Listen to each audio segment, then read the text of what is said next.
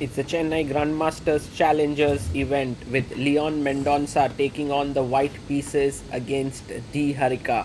Leon is one of the first players to arrive on the stage. He likes to take his time, get into the groove of the game, and then begin. And there you see him adjusting his pieces. He has been in great form in 2024. He won the Tata Steel Challengers, will play in the Tata Steel Masters, and has been working really hard on his game. And such events are a great opportunity for him to show his class. His opponent is D. Harika, Dronawali Harika, one of India's top players, India number 2 for quite a long time. She comes in and we are about to begin. Harika has been like at the top along with Humpy for years. It's only in the recent times that players like Vaishali, Divya Deshmukh have been knocking on their ratings and trying to displace them. But let's see how this game goes. Harika plays the French defense once again. This is the same opening that she played against Pranav V in the first game. It's also one of her main openings, and look at her adjusting all her pieces before pressing the clock, and now she presses it.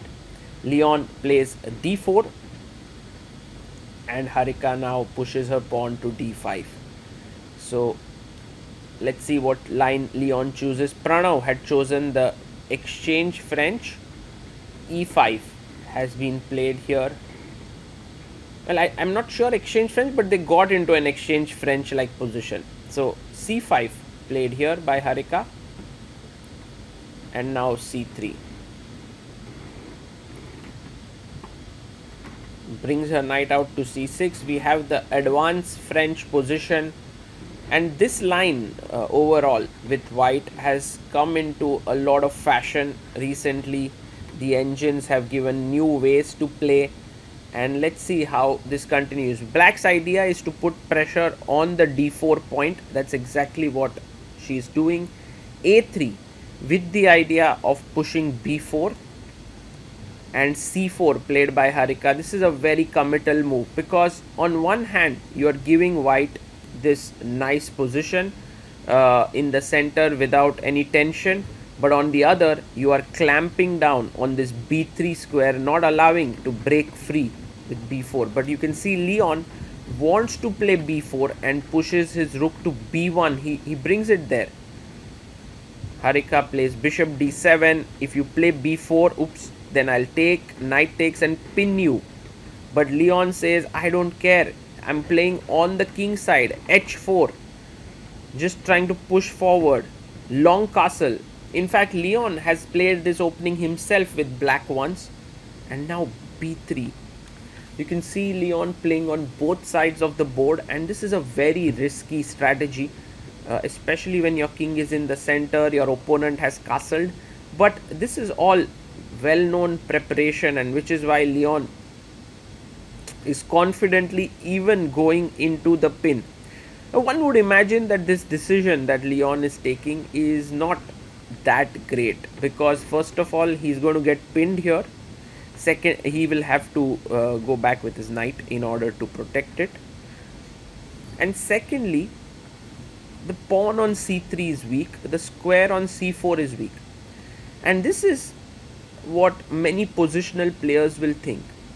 But if you are understanding the dynamics of the situation, you will realize that the file in front of the king is open. So queen c2 played here, rook to c8, putting pressure on the c file here by Harika, and queen b2 breaking the pin. So now the knight can move, so Harika takes it, and rightly so. Knight takes b3, and now a very good way to equalize the game would be takes, and this very nice move rook c3. It would give black excellent chances to equalize, but instead Harika took with the queen, and this is not very ideal, because now after queen takes, on first Look, it does feel like the position should be around equal, and black has excellent counterplay because of the c3 weakness, a3 weakness, c4 weakness. But we'll see in this game that actually Leon is doing really well, and now Harika should play h5 to stop white pawn from coming forward, but she goes knight e7. And there you see Leon gaining further space. You know, this pawn is now going to clamp down on g7 and f7 pawn. A very, very nice masterclass that Leon is going to show now for us in this position. So knight c6 is played, maybe knight a5 with the idea of taking the pawn. Rook b1. He comes back with the rook. Makes sense to come back here. And now bishop to e7 has been played.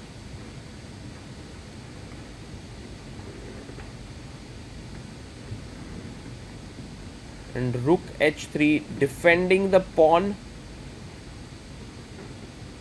And this rook actually is very useful along the third rank. Bishop d8. The idea is to create pressure down here from a5 to c3. Rook f3 played, putting pressure on the f7 pawn. And f5 by black. Leon takes, and you will see that white has a rook here, the other rook here, both bishops on their initial squares, yet white is clearly better because it's not about development, it's about what the pieces are doing, and all the pieces are very actively positioned. h6 is played, and the point being I want to take and go rook f7 attacking b7 and g7. Harika shuts down the diagonal, so now if you take and play rook f7, there is rook c7 and no bishop f4. Bishop a6 is played from the other side. Amazing.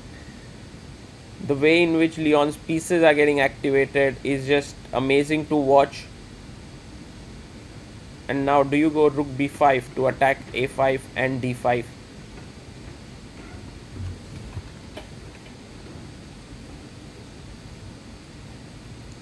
He takes on g7, bishop takes, and now rook b5 would be very strong. Yes, he finds it, attacking the knight and also the d5 pawn. The knight is in a way pseudo defended because when you take it the bishop will also hang, but you can see Harika brings the rook in. Her threat is to take and give a check.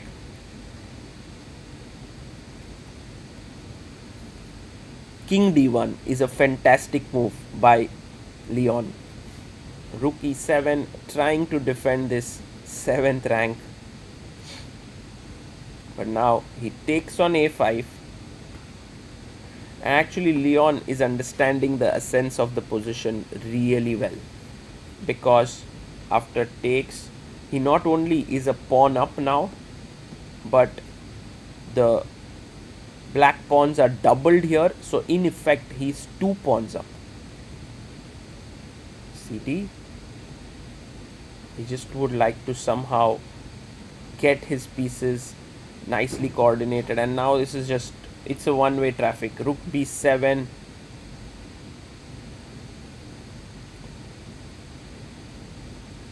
check,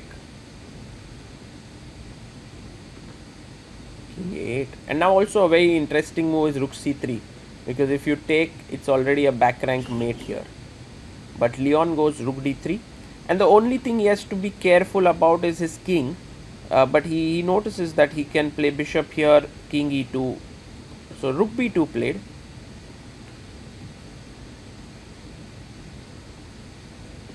Bishop e3,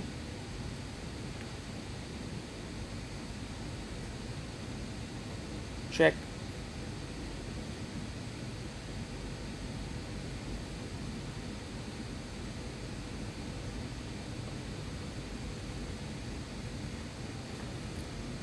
king e2, check,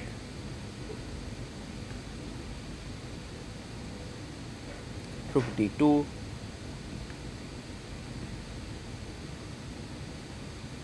and rook b3, attacking the a3 pawn.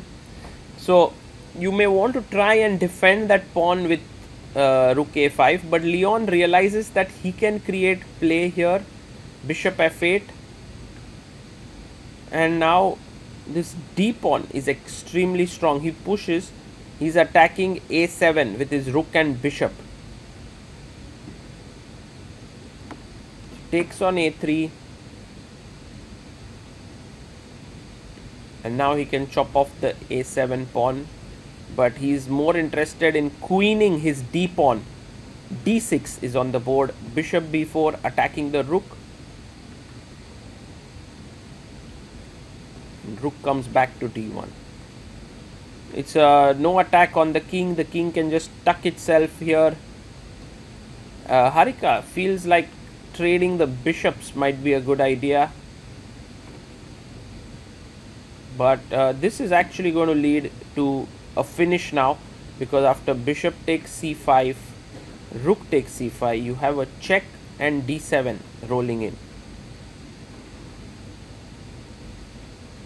So check,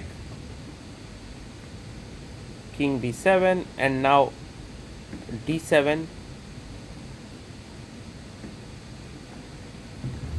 A nice move. Threat is check, king takes, and queen. She gives a check on b2, just hoping for some counterplay. Leon brings his king back.